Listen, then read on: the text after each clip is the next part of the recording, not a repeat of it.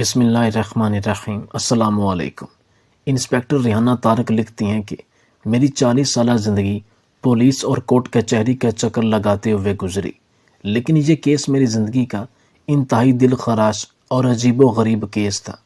قیدی نمبر 826 بہت کم عمر لڑکا تھا۔ اس کی عمر 18 سال تھی۔ اس کے چہرے پر ایک عجیب سا تاثر رہتا تھا، نہ میں اسے معصوم کہہ سکتی تھی نہ ہی مکار۔ بس جب میں اسے دیکھتی تو مجھے لگتا کہ وہ کسی گہری سوچ میں مبتلا ہے۔ چہرہ پر اصرار سا تھا۔ مجھے اس کے لیے سب سے زیادہ دکھ اس بات کا تھا کہ وہ سزائے موت کا قیدی تھا۔ 18-19 سال کی عمر میں وہ یہ دنیا چھوڑ کر جا رہا تھا، جبکہ اس کے لیے یہ دنیا بھی کھلی ہی نہیں تھی۔ وہ تو بہت کم عمر لگتا تھا۔ میرا اس سے پوچھنے کو جی چاہتا تھا کہ تمہیں کس جرم کی وجہ سے یہ سزا ملی ہے کہ دنیا کی اتنی بہاریں چھوڑ کر تم آخرت کے سفر پر روانہ ہو رہے ہو؟ مگر اس کے چہرے پر اتنی مایوسی ہوتی کہ میرا اس سے بات کرنے سے بھی دل گھبراتا تھا۔ میرا نام ریحانہ طارق ہے۔ پیشے کے اعتبار سے میں ایک انسپیکٹر تھی۔ پولیس میں کام کرنے والے لوگوں کی طرح میرا دل بھی سخت تھا، اور اس کو دیکھ کر میرا دل پگھل جاتا تھا اور دماغ سوالوں سے بھر جاتا تھا۔ میں اس سے بہت ساری باتیں پوچھنا چاہتی تھی، مگر جیل کے اندر ایسا ماحول نہیں ہوتا تھا کہ آپ کسی قیدی سے اس طرح بے تکلفانہ گفتگو کر سکیں۔ کچھ قواعد و ضوابط کو مجبوراً مد نظر رکھنا پڑتا تھا۔ آج مجھے حکم ملا قیدی نمبر 826 کو 2 دن کے بعد سزائے موت ہے، یعنی اس کی سزا کا وقت آ گیا تھا۔ اسے اس کے لواحقین سے ملوایا جانا تھا۔ میرا دل بری طرح سے گھبرا رہا تھا۔ میں آج پہلی بار سزائے موت کے قیدی کو اس کی سزا سنانے جا رہی تھی۔ میرا دل پریشان ہو رہا تھا۔ میں نے سوچا تھا کہ میں اس قیدی سے اس کی آخری خواہش ضرور پوچھوں گی، کیونکہ مرنے سے پہلے انسان کی آخری خواہش ہمیشہ پوچھی جاتی ہے، جو واحد حق ہے جو سزائے موت کے قیدی کو دیا جاتا ہے، چاہے وہ اپنا پسندیدہ کھانا کھانا چاہے یا پسندیدہ شخص سے ملنا چاہے، اس کی خواہش ہمیشہ پوری کی جاتی ہے۔ قیدی نمبر 826 جس کا نام راشد خان تھا، اس سے بھی اس کی آخری خواہش پوچھی جانی تھی، مگر فی الحال اس کے عزیز و اقارب اس سے ملنے آئے تھے۔ ماں اس کے گلے لگ کر رو رہی تھی۔ بیٹا، مجھے پورا یقین ہے کہ اللہ تجھے یہ سزا نہیں ہونے دے گا، تجھے سزا سے بچا لے گا۔ میرا دل کہتا ہے کہ میرا بیٹا بے گناہ ہے۔ مجھے اس عورت پر ترس آنے لگا۔ مائیں بھی کیسی باتیں کرتی ہیں۔ سزائے موت تو اس کو 2 دن کے بعد لکھی ہی تھی، بھلا اسے کون روک سکتا تھا؟ دراصل اگلا دن اتوار کا تھا، اس لیے مجھے آج ہی یہ آرڈر ملا تھا کہ میں راشد خان کو اس کے گھر والوں سے ملوا دوں، تاکہ پھر بعد میں سزا پر عمل درآمد کیا جا سکے۔ میرا تو خیال تھا کہ اس کی آخری خواہش اپنے گھر والوں سے ملنا ہی ہوگی۔ وہ اس کے بعد کوئی خواہش نہیں کرے گا، بس شوق سے مر جانا ہی پسند کرے گا۔ مگر میں یہ نہیں جانتی تھی کہ اس کی آخری خواہش اتنی ہی منفرد اور حیران کن ہوگی۔ راشد خان کو اس کے گھر والوں سے ملوانے کے بعد اسے واپس سیل میں بند کر دیا گیا۔ اس کے بعد صرف 48 گھنٹے رہ گئے تھے۔ میں نے ازراہ ہمدردی سے پوچھا، پہلی بار میں نے اس سے بات کی تھی، راشد خان، تمہارے مرنے سے پہلے آپ کی خواہش تو پوری ہو ہی گئی ہوگی، کون سی آخری خواہش؟ اس نے اتنا ہی تیکھا سوال کیا تھا۔ یہی کہ تم نے اپنے گھر والوں سے مل لیا ہے، اب تو تمہارے دل میں کوئی خواہش باقی نہیں رہی ہوگی۔ ایسا تو نہیں ہے، میری بہت بڑی خواہش ابھی ادھوری ہے، میں اسے پورا کرنا چاہتا ہوں۔ راشد خان نے بڑے اعتماد سے جواب دیا کہ میری ایک آخری خواہش ہے، اور میں چاہتا ہوں کہ آپ مجھ سے وعدہ کرو کہ تم لوگ میری خواہش ضرور پوری کرو گے۔ میں نے کہا، ہاں، پوری کریں گے، ضرور کریں گے، یہ تمہارا حق ہے۔ میں اس کے کم عمری کا ترس کھا کر بولی، تو پھر ٹھیک ہے، مجھے کسی بڑے کے سامنے پیش کرو، میں اپنی خواہش کا اظہار ایسے نہیں کروں گا۔ بہت خاص خواہش ہے میری، اور میں جانتا ہوں کہ تم لوگ کسی تک نہیں پہنچاؤ گے یہ بات۔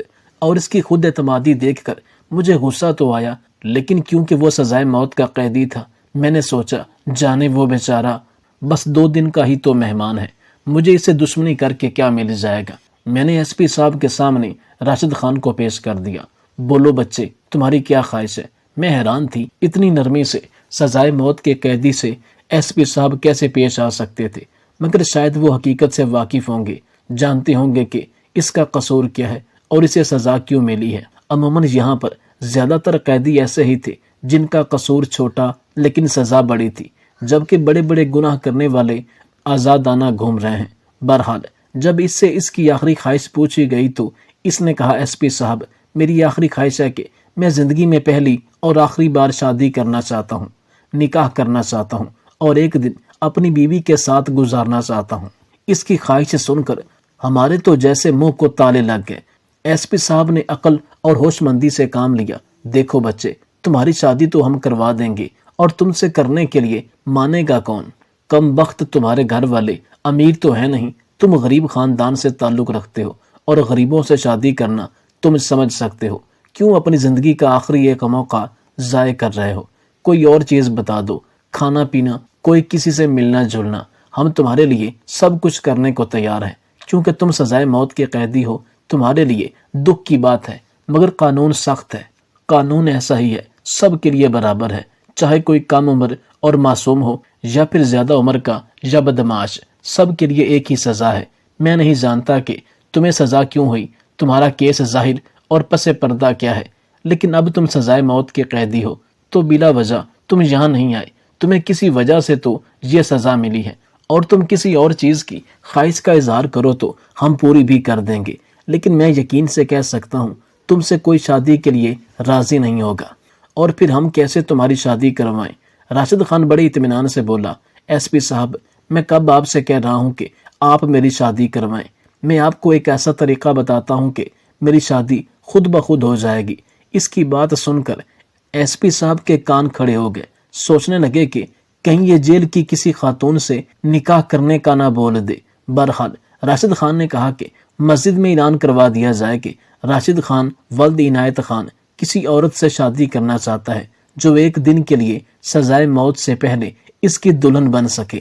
اب یہ بات تھی تو بڑی ہی بے رنگی، اور راشد خان نے ہم سے وعدہ لیا کہ اگر کوئی عورت اس کے بعد بھی مجھ سے نکاح کرنے کو تیار ہوئی تو آپ روکیں گے نہیں، اور صبح ہونے تک وہ میرے پاس ہی رہے گی۔ راشد کی عقل مندی نے ہمیں بھی پریشان کر دیا تھا۔ اس کی حاضر جوابی ایسی تھی کہ ہم لوگ پریشان ہو گئے۔ ہم نے کہا کہ ٹھیک ہے، ہم اعلان تو کروا دیں گے، مگر ہمیں اتنا یقین ہے کہ تم سے شادی کرنے کوئی نہیں آئے گا۔ کوئی عورت اپنا مستقبل کیوں برباد کرے گی؟ ایک دن کے لیے کیوں دلہن بنے گی؟ اپنے رشتہ داروں سے کیوں کر جھگڑے گی؟ خیر، راشد خان نے میری کوئی بات نہیں سنی، کہنے لگا، بس آپ اعلان کروا دیں، میری یہی خواہش ہے۔ اس کے بعد اگر کوئی نہ آیا تو میں کوئی اور خواہش نہیں کروں گا، پھر مجھے بھلے سے سزائے موت دے دی جائے۔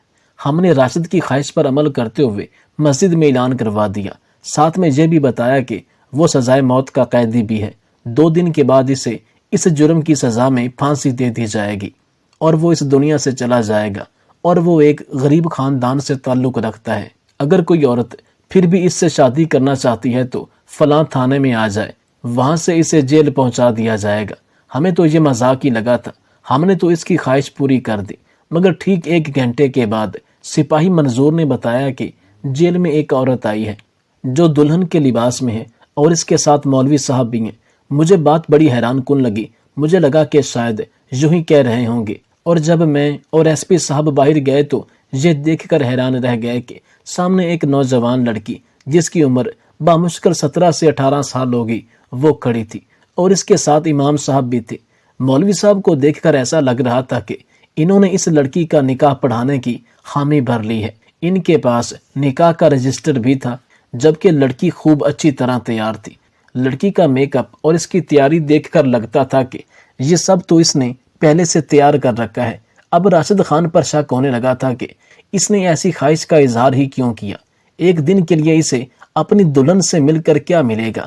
یہ عورت کون ہے؟ میں نے مولوی صاحب سے پوچھا تو وہ بولے، مجھے نہیں پتا، یہ میرے پاس آئی تھی، اس نے اس طرح دلہن کا لباس پہنا تھا، بولی کہ مجھے جیل لے کر چلو، میں نے راشد خان سے نکاح کرنا ہے۔ مجھے نہیں پتا جی اس کے دل میں کیا آیا ہے، میں نے تو اسے سمجھایا کہ ایسا نہیں کرو، مگر یہ سمجھنے پر راضی ہی نہیں ہے، کہتی ہے کہ مجھے راشد خان سے ہی نکاح کرنا ہے۔ میں بتا چکا ہوں کہ وہ سزائے موت کا قیدی ہے، 2-3 دن بعد اس کی موت واقع ہو جائے گی، مگر یہ مانتی نہیں، کہتی ہے کہ کوئی بات نہیں، میں ایک ہی دن راشد خان کے ساتھ رہوں، مگر میری بھی خواہش پوری ہو جائے گی، کیونکہ میں راشد خان سے سچی محبت کرتی ہوں۔ ہمیں نہیں پتا تھا کہ راشد خان کو کوئی لڑکی اتنا چاہتی ہے کہ اس کے لیے سب کچھ چھوڑنے کو تیار ہے۔ بات بڑی عجیب سی تھی، لیکن خیر، ہمارا کام تو اس کی خواہش پوری کرنا تھا۔ ہم نے کسی بات پر کوئی اعتراض نہیں کیا۔ مولوی صاحب بلایا گیا۔ راشد خان کو اس کے سیل سے بلا کر باہر آفس میں بٹھا دیا گیا۔ مولوی صاحب نے نکاح پڑھایا۔ 2-4 گواہوں کی موجودگی میں قبول و ایجاب ہوا۔ راشد خان نے کہا کہ اب خواہش کے مطابق، وعدے کے مطابق آپ میری دلہن کو میرے سیل میں بھیجیں گے۔ میں اس کے ساتھ باتیں کروں گا، پورا دن بس ہم اپنی پرانی یادیں تازہ کریں گے، پھر یہ چلی جائے گی۔ اس کے بعد مجھے آپ پھانسی پر چڑھا دیں، مجھے کوئی غم نہیں ہے، مجھے میری محبت مل جائے گی۔ راشد خان کی باتیں سن کر میری آنکھوں میں بھی آنسو آ گئے تھے۔ سچی محبت واقعی ایسی ہوتی ہے، میں نے یہی دل میں سوچا تھا، مگر یہ نہیں جانتی تھی کہ اس کے پیچھے کتنی بڑی کہانی ہوگی جو ہماری بھی ہوش و حواس اڑا کر رکھ دے گی۔ ایس پی صاحب نے مسکراتے ہوئے مجھے اشارہ کیا کہ تم اس لڑکی کو راشد خان کے سیل میں بند کر دو، وہاں تو کرسی بھی نہیں ہے، بستر بھی نہیں ہے۔ یہ لڑکی خود ہی تنگ آ کر تھوڑی دیر میں باہر نکلنے کے لیے کہے گی۔ میں نے بھی یہی سوچا تھا۔ اس لڑکی کو سیل میں لے گئی، وہاں تو بامشکل 2 لوگوں کے کھڑے ہونے کی جگہ تھی۔ میں نے ان دونوں کو سیل میں بند کر دیا اور پھر باہر آ گئی۔ مجھے لگا تھا کہ تھوڑی دیر کے بعد وہ لڑکی تنگ آ جائے گی، مگر مجھے ہلکی ہلکی سی آوازیں آنے لگی۔ ایسا لگ رہا تھا کہ کوئی کچھ کھولنے کی کوشش کر رہا ہے۔ شک ہوا کہ شاید سیل کا دروازہ توڑنے کی کوشش کی جا رہی ہے، مگر میں مطمئن تھی۔ میں جانتی تھی کہ سیل کا دروازہ کھولنا اتنی آسان بات نہیں ہے۔ میری کوشش یہی تھی کہ راشد خان اپنی آخری باتیں اپنی معشوقہ سے کر لے۔ مجھے ان دونوں میں فی الحال کوئی دلچسپی نہیں تھی۔ جو وہ باتیں کر رہے تھے نہ ہی میں نے سنی، نہ ان پر دھیان دیا۔ مجھے مطمئن کرنے کے لیے بس ایک ہی بات کافی تھی کہ سیل پر ایک مضبوط تالا لگا ہوا تھا اور اس تالے کو کوئی چاہ کر بھی نہیں کھول سکتا۔ کافی دیر گزر گئی تھی، مجھے نیند آنے لگی۔ تب بھی مجھے اس سیل سے تھوڑی سی چیخنے کی آواز آئی۔ میں فوراً ہی وہاں پہنچی تو وہ لڑکی جو کہ راشد خان سے نکاح کر کے یہاں آئی تھی اور سیل میں بیٹھی ہوئی تھی، اس نے کہا کہ مجھے یہاں سے نکال دیا جائے۔ اب میں راشد خان کے ساتھ 1 منٹ نہیں رہ سکتی۔ مجھے لگا کہ شاید راشد خان نے اس لڑکی کے ساتھ کوئی بدتمیزی کی ہوگی۔ اس نے کہا کہ میرے گھر والے میرا انتظار کر رہے ہوں گے تو مجھے اب گھر جانا ہے۔ میں نے جلدی جلدی سیل کا دروازہ کھولا، اس لڑکی کو آزاد کیا اور واپس تالا لگا کر راشد خان کو قید کر کے واپس اپنے کمرے میں آ گئی۔ میں اس بات سے بے خبر تھی کہ جب میں صبح اٹھوں گی تو ایک طوفان ہوگا جو میرا منتظر ہوگا۔ ایس پی صاحب نے مجھ سے کہا کہ وہ سزائے موت والا قیدی 826 کہاں ہے؟ میں نے کہا وہ اپنے سیل میں ہوگا۔ آپ ایسا کیوں پوچھ رہے ہیں؟ بولے مجھے تو کہیں نظر نہیں آ رہا۔ میں نے ایک دوسرے کانسٹیبل کو بھیجا تھا کہ وہ راشد خان کو لے کر آئے۔ تم جا کر سیل میں چیک کرو کہ وہ کہاں ہے، کہیں تم سے کوئی غلطی تو نہیں ہو گئی۔ میں نے ایس پی صاحب کو یہ تو کہہ دیا تھا کہ میں جا کر دیکھتی ہوں، مگر میرا دل تیزی سے دھڑک رہا تھا کہ اگر وہ قیدی کہیں گم ہو گیا یا اس نے مجھے کوئی چکمہ دے دیا ہوا تو میں کیا کروں گی۔ خیر میں جلدی 826 والے سیل میں گئی۔ وہاں معمول کے مطابق میں نے راشد خان کو آواز دی اور کوئی جواب نہیں آیا۔ میں نے ٹارچ لگا کر دیکھا تو ایک شخص جو کہ جیل کے فرش پر پڑا ہوا تھا، ایسا لگ رہا تھا کہ اس کی موت واقع ہو چکی ہے۔ میں نے جلدی سے سیل کو کھولا، مگر جب میں نے اسے ہاتھ لگایا تو میری تو جان نکل گئی۔ اتنے میں ایس پی صاحب بھی پہنچ چکے تھے۔ انہوں نے بھی اس شخص کی طرف دیکھا تو ان کے بھی ہوش اڑ گئے تھے۔ ایس پی صاحب مجھے ڈانٹنے لگے، تمہیں اتنی عقل نہیں ہے، تمہیں اتنا تجربہ ہو گیا ہے یہاں کام کرنے کا، مگر ابھی تک تمہیں لوگوں کی سمجھ نہیں آئی۔ شرم آنی چاہیے، پتہ نہیں تمہارا دھیان کہاں ہوتا ہے۔ اب اگر کسی کوتاہی کی وجہ سے مجھ پر سختی کی گئی تو اس کا اثر صرف تم پر ہوگا، اس کی ذمہ دار صرف تم ہی ہوگی۔ ایس پی صاحب مجھے باتیں سنانے لگے اور میرا دل چاہ رہا تھا کہ سامنے کھڑی لڑکی کو اٹھا کر پٹک دوں۔ اتنا بڑا دھوکہ جو ہمارے ساتھ ہوا تھا، اسے کسی صورت بھی بھلایا نہیں جا سکتا تھا۔ میں نے تو سوچا تھا کہ یہ لڑکی جو دلہن بن کر راشد خان کے ساتھ ملنے آئی ہے، محبت میں پاگل ہے، دیوانی ہے، مگر میں یہ نہیں جانتی تھی کہ راشد خان نے اسے ہمیں دھوکہ دینے کے لیے استعمال کیا ہے۔ وہ خود دلہن کے لباس میں نکل کر جیل سے بھاگ گیا تھا اور ہمارے سامنے اس لڑکی کو چھوڑ گیا تھا۔ اب اس لڑکی کو سزائے موت تو ہم دے بھی نہیں سکتے تھے، کیونکہ سزا تو سزائے موت کے قیدی کو ہی دی جاتی ہے۔ اب اس لڑکی کو ہم کیا کہہ سکتے تھے، جبکہ یہ لڑکی مردانہ کپڑوں میں ہمارے سامنے بیٹھی تھی۔ آپ لوگوں نے راشد کے ساتھ اچھا نہیں کیا، وہ سزائے موت کا حقدار نہیں تھا۔ یہ بات تو وقت ثابت کرے گا۔ اس لڑکی نے آنکھوں میں آنکھیں ڈال کر مجھ سے یہ بات کہی تو مجھے اس پر مزید غصہ آنے لگا۔ مگر میں کچھ نہیں کر سکتی تھی۔ ایس پی صاحب نے حکم دیا کہ اب راشد خان کو جلد سے جلد ڈھونڈا جائے، ورنہ 2 دن کے بعد ہم کیا جواب دیں گے۔ ہمیں اسے سزائے موت دینی تھی، پھانسی کے پھندے تک پہنچانا تھا، اور وہ ہمیں چکمہ دے کر بھاگ گیا۔ بڑے افسوس کی بات ہے، مجھے تمہاری ڈیوٹی مردوں کی جیل میں لگانی ہی نہیں چاہیے تھی۔ عورت عورت ہی ہوتی ہے، وہ مردوں کو نہیں سمجھ سکتی۔ ایس پی صاحب مجھے مختلف باتیں سنا رہے تھے، میرا دل بری طرح گھبرا رہا تھا۔ میں سمجھ نہیں پا رہی تھی کہ اتنا بڑا دھوکہ میرے ساتھ کیسے ہو سکتا ہے۔ میں نے ایک شخص پر بھروسہ کیا، ایک لڑکی پر ترس آیا، ترس کھا کر اس کا نکاح کروایا، اور اس نے میری ہی آنکھوں میں دھول جھونک دی۔ مگر اب ہمارے پاس صرف ایک ہی چارہ تھا کہ ہم اس لڑکی کے ماں باپ تک پہنچیں یا پھر راشد خان کو ڈھونڈیں۔ راشد خان رات کے اندھیرے میں کہاں گیا تھا ہمیں اس بات کا بالکل پتہ نہیں تھا، کیونکہ وہ یہاں سے صبح کے 4 بجے نکلا تھا۔ مگر مجھے اس لڑکی پر حیرت ہو رہی تھی۔ اب میری دلچسپی کا مرکز وہ لڑکی بن گئی تھی کہ آخر وہ لڑکی کیسے راشد خان کی جگہ بیٹھنے پر راضی ہوگی، کیسے اس نے راشد خان کو اپنا شوہر بھی مان لیا، اور کیسے اس نے سوچ لیا کہ راشد کے حصے کی پھانسی اسے دے دی جائے۔ اتنی محبت کسی مجرم سے تو نہیں کی جا سکتی۔ اگر راشد اتنا برا ہوتا تو یہ لڑکی اسے اتنی محبت کیسے کرتی؟ میں نے اس سے اس کے ماں باپ کا پوچھا تو اس نے مجھے صاف صاف بتا دیا کہ وہ منظور علی کی بیٹی ہے۔ منظور علی ساتھ والے گاؤں میں رہتا تھا۔ منظور علی کو بلا کر لانا ہمارے لیے کوئی مشکل بات نہیں تھی، مگر میں نے سوچا کہ جب لڑکی میرے سامنے ہے تو کیوں نہ میں ساری بات اسی سے پوچھ لوں۔ تب اس نے ایک عجیب بات کہی، بولی کہ بھائی کے بارے میں ایک ایک بات آپ کو سچ بتانے کے لیے تیار ہوں۔ میں نے حیرت سے اسے دیکھا تھا، وہ اپنے شوہر کو بھائی کہہ رہی تھی۔ کیا کہا؟